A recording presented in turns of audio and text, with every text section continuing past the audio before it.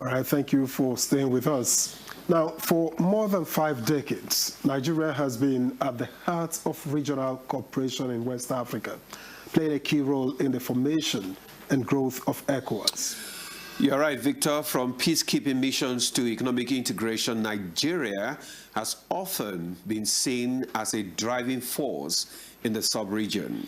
But today, the reality is changing, with security challenges, political instability, and questions around democratic governance in some member states. So this moment calls for reflection, not just on where we have been, but on where we are headed as a region. So how effective has Nigeria's leadership been through the years?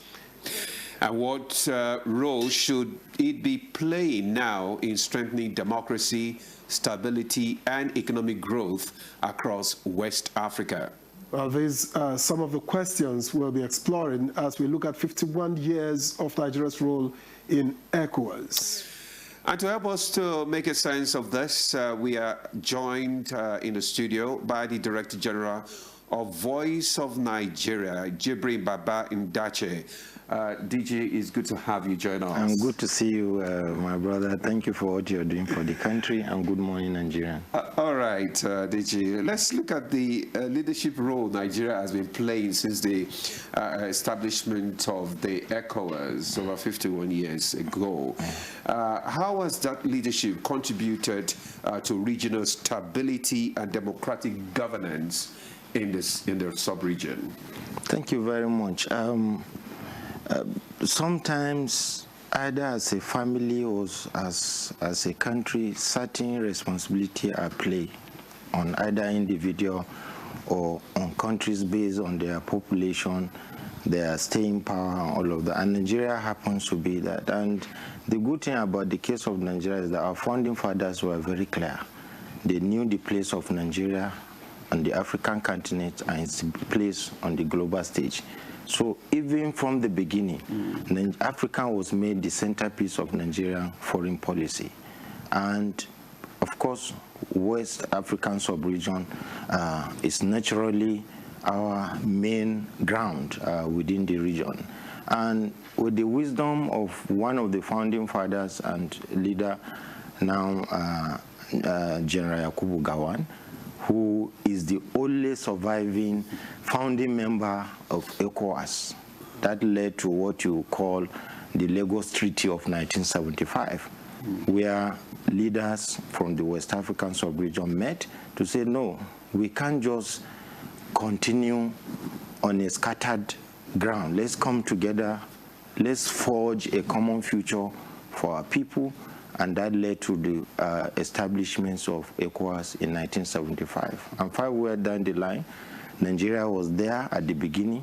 Nigeria has been there. And like you say in the preamble, Nigeria remained very consistent in this support, in the process, committing resources, committing even human beings inside. You recall role played diplomatically. Many of our career ambassadors and non-career who had served at the foreign ministry as ambassador know the role that Nigeria. But you can also see that there were intervention policies at the same point in helping to stabilize the region. And you recall, senior colleagues like you and some others were embedded with Nigerian military and Nigerian forces, Army, Navy, and Air Force during the ECOMOG operation. And you recall that there are so many Nigerians who paid supreme price in Liberia, in Syria alone, and indeed some journalists also paid supreme price.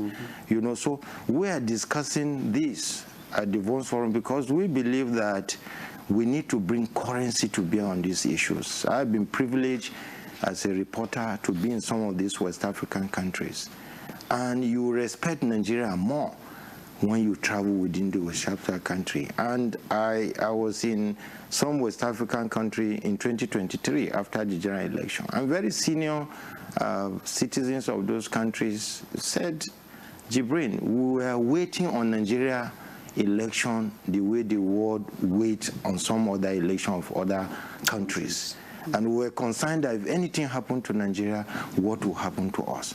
So it's important that we understand that, one, our founding father didn't make mistake by leading the establishment of ECOWAS, but for our generation and those coming behind us also understand that the fact that in the last 51 years, the focus by succeeding administration may change, but they remain very committed to those values and the vision of the founding father. And we're glad that we are doing this program when one of the founding father, the only surviving founding father, above 90, our elder statesman, General Yakubu Gowon, is still alive, and we're happy to do this on behalf of the Federal Minister of Information and Nation, but also on behalf of all Nigerians. All right, thank you, DJ. So, what role does media, especially an international broadcaster like VON, play in shaping regional discourse? Yeah, thank you very much. Just like we talk about ECOWAS, our founding fathers were also very clear that the media remain an instrument of soft power, and that nations who position themselves must necessarily be very intentional and deliberate about how narrative are shaped around it. But it's even more now when we're in the age of misinformation, disinformation, and sometimes outright lies against nations or forces of destabilization against nations. Every country must be very deliberate, and we're happy that our leaders anticipated that as a regional power, we need to have media organization and an external broadcast platform like Voice of Nigeria that will be in the lead in shaping positive narrative on behalf of Nigeria and Nigeria. But indeed, they were also very clear that Nigeria is not just speaking for Nigerians. Nigeria is speaking for Africa. So even in our mandate, it was very clear from the beginning that that is our role, not just to speak for Nigeria and Nigeria, but also for Africa and Africa. And that responsibility is more now. The media landscape has changed. The population have also changed. There are more people in the region than there were in 50 years ago. So our place is to continue to be very professional, very ethical in providing truthful story, timely story, and of course we do that on daily basis in 8 languages: Hausa, Yoruba, Igbo, Fulfulde, Arabic, French, English, and Swahili. And very soon we're also going to start broadcasting Mandarin, and indeed subsequently other international languages. Yes. Okay, earlier on you talked about the issue of stability, especially in the West African sub-region. And we know that recently there has been a lot of threats to democratic stability, especially in the Sahel region, where we have seen military coup here and there. So how do we address this issue of instability, especially in these areas? Nigeria is being currently done by the President and Commander-in-Chief, President Bola Ahmed Tinubu. But indeed, other strategic military leaders must continue along that line to continue to play the fatherly role. It's like in a family, even if one person, try to do something that may not be in line with the other one, you can use the big stick, but bringing the, and our founding father, one of the founding fathers, General Yakubu Gowon, said this in one of the interviews that we had, that, they may call it whatever name. They can change the name, but they cannot change the destiny that when they change the name of the country, they didn't remove the countries from where they are. Mali is still where it is. Nigeria is still where it is. Burkina Faso is where the border between Nigeria and Nigeria has not changed. The relationship that existed between people of Nigeria and Nigeria have not changed. It's just the semantic and around it. And indeed, if you recall that at some point, there were even some peacekeeping forces in Mali, which was led by Nigerian commander. I think one of the last commander was Major General Abdul Kadri, retired when there were issues. So Nigeria has always been the lead in keeping peace within this region. And you saw, even despite these differences, when there are issues, you know, you recall now the Minister of Defense, when he was Chief of Defense Staff, despite the differences at the political level, tried to reach out through that strategic military leadership role. They can't move out, you know, no matter how long they still belong to the part of the big family. Businesses will continue. But just yesterday, because we have a reporter in Niger, and that reporter was doing a report about how the realization of the border and the business between Nigeria and Niger has picked up. So we cannot do without each other. Nigeria must necessarily continue to play its role, and that is why we're organizing the program. One, when recently, you recall, Republic of Benin called on Nigeria to intervene on their behalf, and our platform were deployed to Kuala Coup there. Some Nigerians didn't understand, because there were no institutional memory around understanding this issue. It's not a personal issue for President Bola Ahmed Tinubu, it's a national issue. You know, it's an issue that is continuing, something that has been on ground in helping in furtherance of Nigerians' national interest, but also how we have remained consistent in keeping peace around the region. So it's important that we bring currency to bear on this issue, so that our generation, like I say, and those coming behind us, will understand that Nigerian big brotherly rule must continue, and when decisions are taken, they are not taken in isolation. Now, DG, beyond the discussion, what outcome, our outcomes, you know, can Nigerians expect from the VON Forum? Well, thank you very much. Of course, this is not the first VON Forum. When I came on board, first I would like to thank the President and Commander-in-Chief, President Bola Ahmed Tinubu, for giving me the opportunity to lead VON at this very critical moment, and for the Minister of Information and National Orientation, Alhaji Mohammed Idris, for giving us the desired support. Because like they said, no matter how healthy a fruit is, it requires a seed is. It requires a fertile ground to grow. Even if we have idea and we are not supported, there's nothing we can do. So I instituted, working with the management, this VON Forum. The first VON Forum was on citizen engagement and national security. We discussed issues of national security, and for citizens to understand that when you talk about security in this context, in an era where the enemy may be a next day neighbor, the enemy does not wear uniform, it's a war among the people,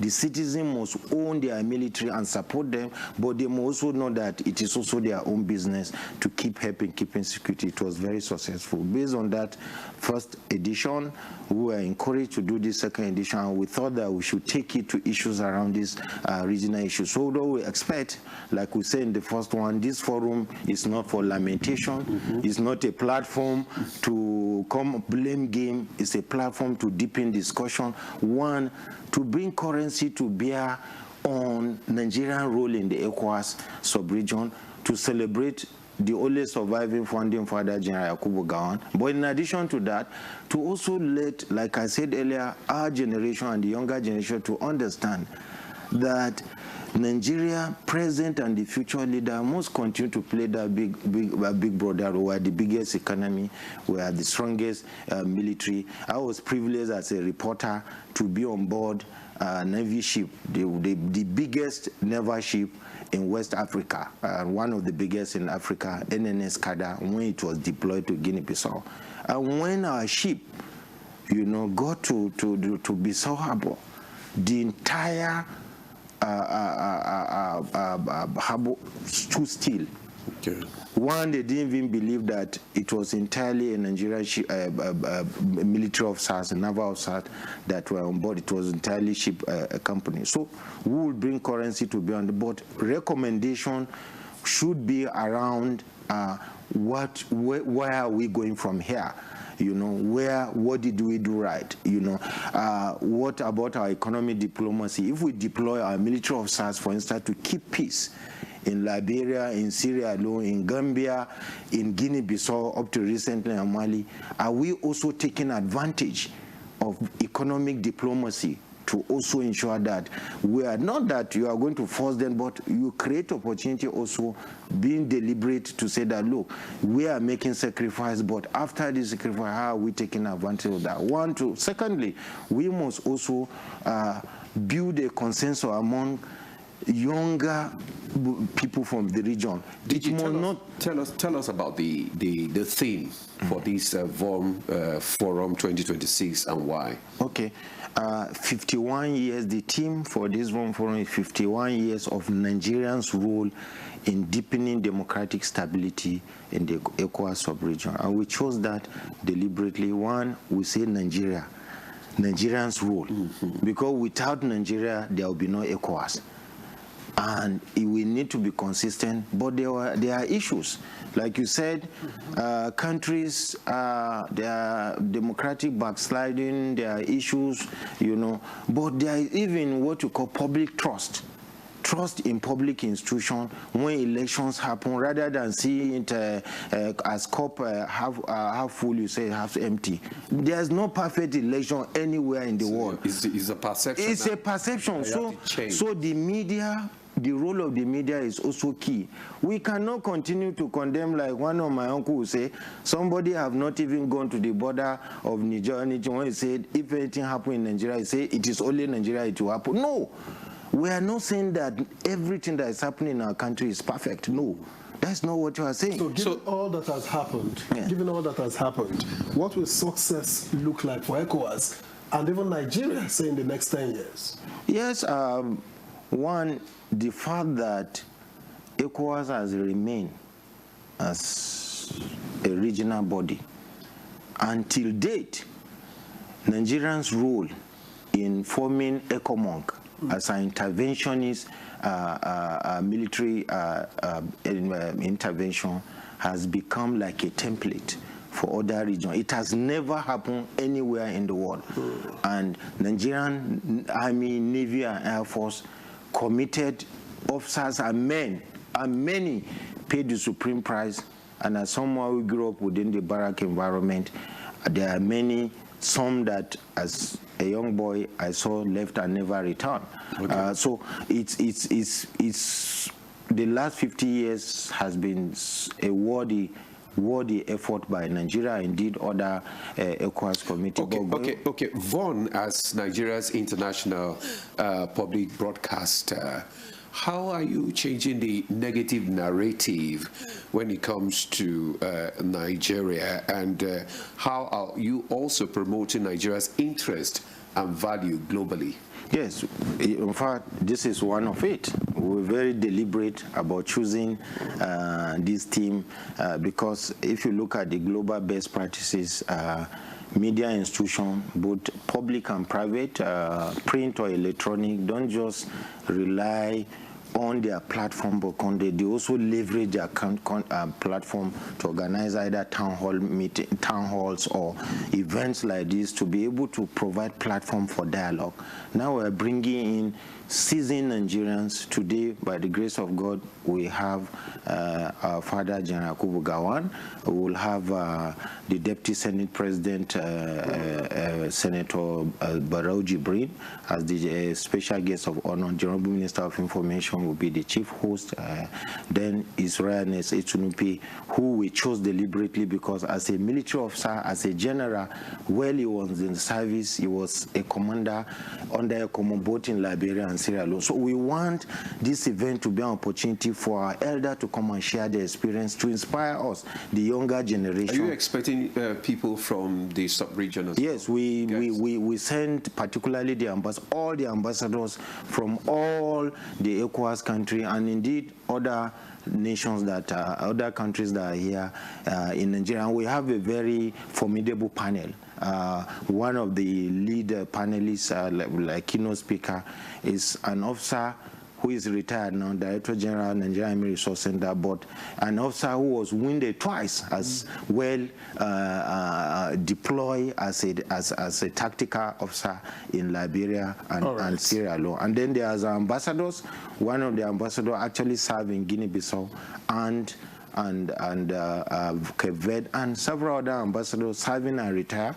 will all be at the event today. All right. I guess it's a fine place. Today is the event? Yes, today is the event. It's at What's the venue? Shehu Musa Yaradua And the time? Center, 10 o'clock. I'm leaving straight from here to the venue. All right, so you're welcome to join us there, and we're inviting other Nigerians to come, and people also join us via Zoom. The link have also been provided to join us at the program. All right, Jibrin Babandache, DG and Chief Executive Officer, Voice of Nigeria, we appreciate your time and your thoughts on Good Morning And thank Nigeria. you so much on behalf of management and staff of Voice of Nigeria. I thank NTA and particularly my brothers who are in the studio for the support you are always giving to us. So I assure you that we'll continue to represent you well in helping to shape positive narrative on behalf of Nigeria and Nigeria, Africa and Africans. And we wish you all the best. Thank you so much. Sir. All right, and that's Good Morning Nigeria for this Thursday. We thank you very much for your company. We'll see you again tomorrow. I am Victor. As we have a great day. And I'm Ademola. Do have a lovely day.